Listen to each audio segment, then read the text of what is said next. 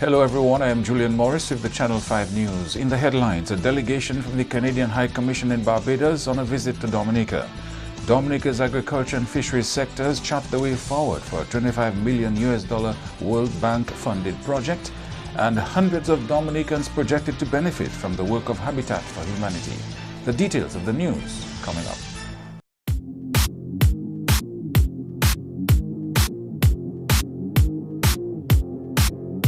Les moun qui ni TB estene et ben tout c'est, moun qui en bonne santé oli ouin ka respirer c'est vermine là. Moun qui pa ni bon tempérament, kon sa ki ni maladie HIV, alcool, ka fumer, ti mamay et grand moun bien sensible pour ces maladies ça là. Moun qui ka tousse ni pour prendre précaution les yo en parmi moun en place publique, couvert bouche ou le ka estene et tousse. Visitez docteur et ben place santé. Fini tout traitement yo ba ou sa joine guérison et puis maladie TB. En responsabilité ou aider du bout si men maladie TB et HIV, protéger corps et les autres.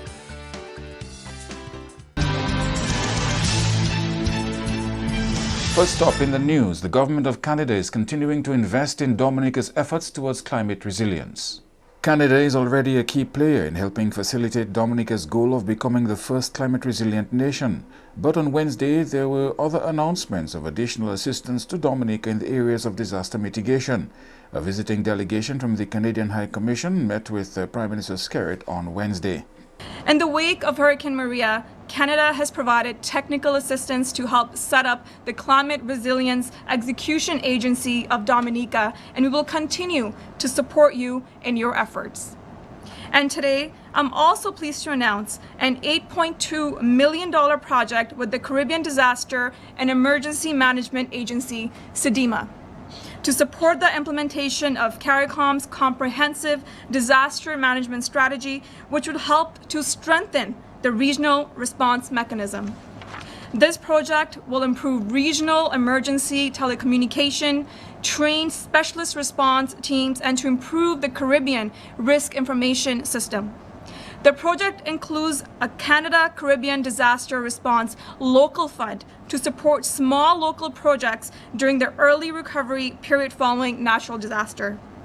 Canada will provide funds to SEDIMA's work in Dominica so that the Officer of Disaster Management can install an emergency radio network for the West Coast and train 30 community response and disaster management staff to operate and maintain the network. As well, Canada will pay for backup power and storage at 2 shelters in Capucine and de Blanc, Bioche. Prime Minister Sept, meanwhile, says Dominica has been able to rely on Canada in difficult times. He says the Canadian Prime Minister was the first to contact him following Hurricane Maria, and his promises to help have remained true. Canada has been very helpful in the drafting of the legislation for the creation of the Creed. And so they provided the technical assistance to draft this legislation, which we hope to take to Parliament very soon for Parliament consideration.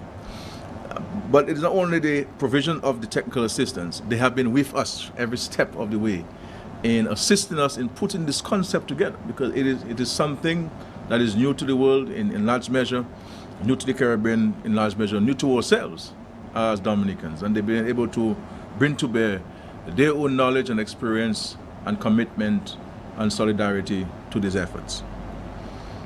They have also committed to the construction of 5 primary schools and of course the Grand Bay Secondary School, which interestingly was built by the Canadians in the 60s. They will now be reconstructing this primary school to provide better facilities and more conducive facilities for the children in the Grand Bay catchment area. And for this we are very grateful to the Canadian government. We have been advised that we will see work started, God's willing, sometime towards the middle of 2019, which is good news for the students. And in the design of these new schools, the Canadian and the World Bank authorities have taken on board the express position of the government of Dominica to build back and to build with greater resilience. Dominica stands to benefit from a $5 million Women's Voice and Leadership project. The Canadian delegation is expected to visit a Dominica Disaster Resilience project at the Grand Bay Primary School on Thursday. In other news now, stakeholders in the agriculture and fisheries sectors have successfully completed a one-day consultation to chart the way forward for a $25 million World Bank-funded project. Andrea Louis reports. This is the second time since Hurricane Maria that the World Bank is lending significant support to the country's agriculture sector. Earlier this year, an $18 million grant from the World Bank was distributed among farmers and fisherfolk to help get them back on their feet following the impact of Hurricane Maria. On Tuesday, stakeholders met to discuss how to best utilize the $25 million, which targets a wider cross-section of those involved in the sector. The project, dubbed the Dominica Emergency Agricultural Livelihoods and Climate Resilient Project, is expected to last 5 years. According to Permanent Secretary in the Ministry of Agriculture, Reginald Thomas, the project, which focuses heavily on providing input support, has 3 components. Component A, which seeks to rebuild or restore the base. So the components in that would be restoration of high priority agriculture and rural infrastructure, re-establishing and recapitalization of production capacity. That component is $7.1 million. The second component, valued at $20.6 million, looks at productivity enhancement, resilience building, and improved market access. We saw that a lot of the government infrastructure, and we talk about agricultural stations, fisheries complexes, all the infrastructure that was already in place were destroyed. I mean, if you go across the island and look at the agricultural station, most of the infrastructure is down, starting from the Botanic Gardens all the way out to the northeast. All the buildings were destroyed, including the central livestock farm. So that second component will seek to restore a lot of that base. The third component, a capacity building component, has been allotted $3 million. We will all agree that there are capacity needs within our country among our technical staff. So as one of the components of that project, we'll seek to increase the capacity of our officers. Thank you. Of our officers.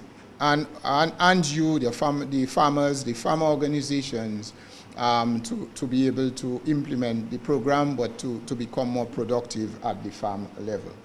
Beneficiaries under this latest World Bank-funded project include farmers, rural groups, agribusiness entrepreneurs, and fisherfolk.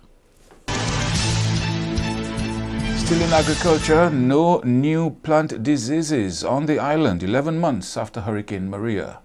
Earlier this year, the Plant Quarantine Unit had identified the cucumber mosaic virus, highlighting cases of the disease in the northeast. Recently, the Permanent Secretary in the Ministry of Agriculture revealed that no other new plant diseases have been recorded, neither has there been any excessive spread of already existing diseases. We saw proliferation of some insects. Again, the area was badly damaged. Some of the natural predators would have been impacted. So as such, you would see proliferation of insects in particular.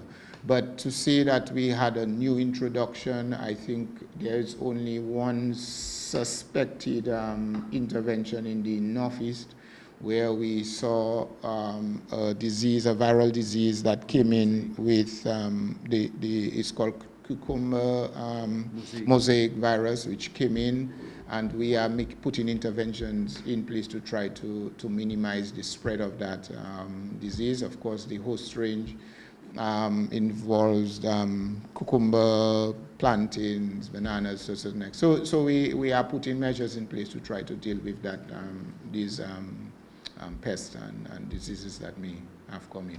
Thomas says the ministry continues to employ stringent measures at ports of entry in order to protect the country's agriculture sector. We are there trying to ensure at our ports of entry that we revise, as many things that come in to ensure again that there is not a penetration of any disease into our country. And over 1,600 Dominicans are expected to benefit from the work of Habitat for Humanity on the island. Habitat for Humanity is an international non-profit organization with the mission and mandate to eradicate poverty housing by building houses for low-income families. However, the team's stint in Dominica is focused on providing technical assistance for government and any other organization who needs their help. Habitat for Humanity first visited in November and set up office in March this year. In March, we came back. We had a training with Red Cross, a PASA training, that is a participatory approach to safer shelter awareness. We did that training with Red Cross, and then we had meetings with various agencies to see how we can do a partnership in order to operate on island, because we knew at the beginning of our stint here, we did not want to register an entity, but we wanted to support what was happening. Habitat for Humanity expects to leave Dominica by December, and Daniels anticipates over 1,600 Dominicans benefiting from the organization's stay on island. We hope that when Habitat leaves Dominica, we would have impacted just over 1,600 persons. This is through training and capacity building. We are doing a basic introductory to carpentry. So we're hoping that we can train as many persons as possible. We are going to be helping other agencies in the provision of labor so that they can complete their roofs or their courthouses. So that is a support that we will offer on island. And again, ensuring that we communicate at the level of the community, breaking down those technical documents that are being produced. Because a lot of the times we produce documents, we say to people, okay, this is the building standards. They read it and they're like, oh yeah, this is what I'm supposed to do, but they don't necessarily understand it. The project coordinator is hoping to sustain a fruitful working relationship with the Dominica government despite their short stay. One of the things ideally for Habitat is to have a stronger relationship with the government of Dominica. So ideally we would want to have a better working relationship with the government of Dominica, even though we are not hoping to register an entity, but we want to make sure that the government know their partners who are available to offer support. We believe with the birthing of the technical assistance centers that the government have the dream of doing, we can offer lots of support there. So we would really look forward to a positive working relationship with government. Lutheran World Relief is the entity financing Habitat for Humanity stints in Dominica. Andrea Louis, Channel 5 News. You are watching Channel 5 News. We'll have more news after this.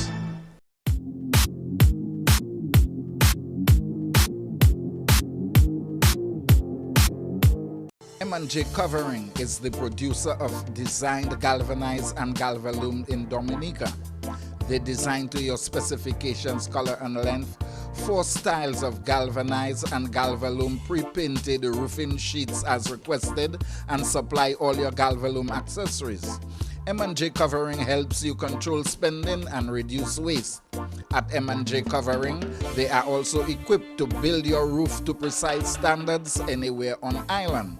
So come to M&J Covering at 1 Mile in Portsmouth or call 445-5001 275-5003 today.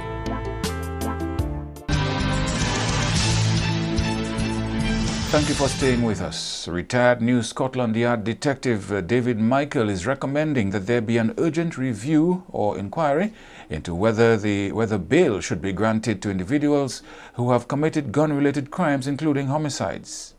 It has been reported that some of the victims of recent shootings were attacked while they were out on bail. Mr. Michael, who worked with New Scotland Yard investigating serious organized crime around the United Kingdom, believes addressing the prevalence of illegal guns and gun violence goes beyond the collaboration of the police and the public. I think all those in authority, all those with oversight of the criminal justice service in Dominica needs to make an urgent review of the provisions, because if there is any substance to suspicions that some people involved in these gun-related homicides have either been sentenced or were on remand for either homicide or gun-related offences, then I think the authorities should be very concerned about that. And it calls for an urgent review and even inquiry, because it's a personal view, but I think those with the responsibility and oversight of policing criminal justice and community safety in Dominica should, for example, look at the kind of sentences that anyone who's convicted of a gun-related illegal use of firearms or a homicide, and also the question of bail. So in my professional experience, I believe that anybody who's been charged with a criminal use of firearms or a homicide of a firearm, I think it should be in exceptional situations that bail should be a consideration. Michael believes the judiciary, the magistracy, the Minister for National Security and the Attorney General should conduct an urgent review of sentencing and the question of bail. And L'Express des Îles has collaborated with the Rotary Club of Dominica to present its very first scholarship to a secondary school student. The $2,500 scholarship has been awarded to first-year grammar school student Naomi Tavernier of Scots Head. The presentation of the scholarship took place at a short ceremony at HHV Wichita Company on Wednesday. We looked at the village of Scots Head, where we saw that there were a good many children, and we felt that possibly what we can do is to reach out to that school and to see which child would be most needed of a scholarship to go to high school. Out of 4 children, we did our selection, and we came up with Naomi Tavernier. However, Naomi, you have to make us proud. If you don't get B's and B's pluses, you know you're going to lose that scholarship. As we have spoken to you, we are here to help you. You need to put your best forward. When you have problems, come to us. Rotary is there to work with you, with your parents, to ensure that you maintain that scholarship for 5 years. And at the end, when you have to sit your exams, we will also pay for your exams. So this scholarship includes your books. It includes your transportation on a daily basis, and for the 3 school terms for the year. And then next year, we do it again once you make us proud. Education is very important. As far as I am concerned, any young person who talks to me about education, I tell them, go for it. If I can even assist, I will assist personally. So the Rotary Club and L'Express des Îles are happy to be joined together, not in holy matrimony, but for the next 5 years and maybe beyond for this initiative. And one thing I would like to say to Naomi, this is your formative years, and you have gotten a golden opportunity. We are hoping that you take this scholarship and make the best out of it. You were selected because you are pleasant, you are deserving, and we see potential in you. I'm speaking to you directly because we want this message. You're the reason why all of us are here. We want this message to be instilled in you. So high school, you know, is a time you're going to be affected by peer pressure and all these assignments and deadlines, but don't make that deter you. As Ms. Tavernier stated, we are all here to help you, whether it may be with your assignments or you're not doing too well in a subject. We're not going to chastise you or come against you. We're going to help you because it's a process. We're starting with you and we're going to see you to the end, okay? On behalf of L'Express des Îles, through their local agents, HHV Wichita Company Limited, and also your sales agent, Network Trading Inc., we present to you this check that represents the first year of the scholarship for Ms. Naomi Tavernier. And we look forward to issuing further checks, providing that Ms. Tavernier plays her part. As part of the short ceremony, Naomi also received some books. Dominicans are encouraged to patronize L'Express des Îles, as this is one way of funding this and possibly future scholarships. And President of the Dominica Council on Aging, Gloria Shillingford, says she would support legislation which would ensure that children take care of their elderly parents. Shillingford, who was speaking in the context of Elderly Month and the issue of abuse of the elderly, maintains laws should be enacted making it illegal to neglect to care for one's parents in the later years. We have a responsibility to look after our seniors. They built our country. They built our homes. They worked hard. They toiled. They sweat. They made us into whom we are today. And they made us to be the successful persons that we are today.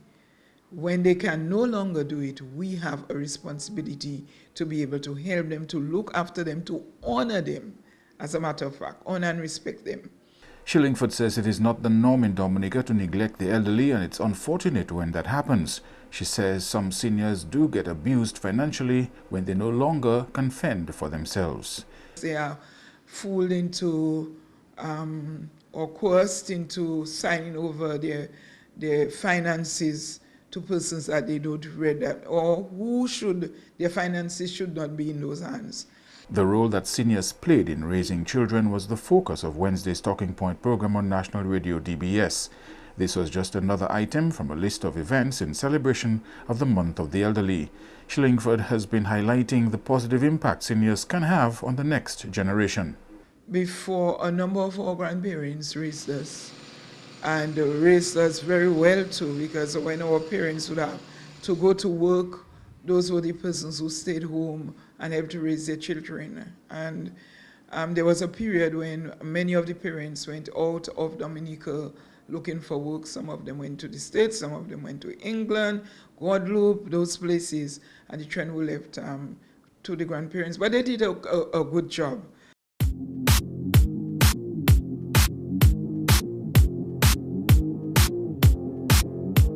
Rudolph Thomas Enterprise in Portsmouth, your suppliers of building materials and hardware products.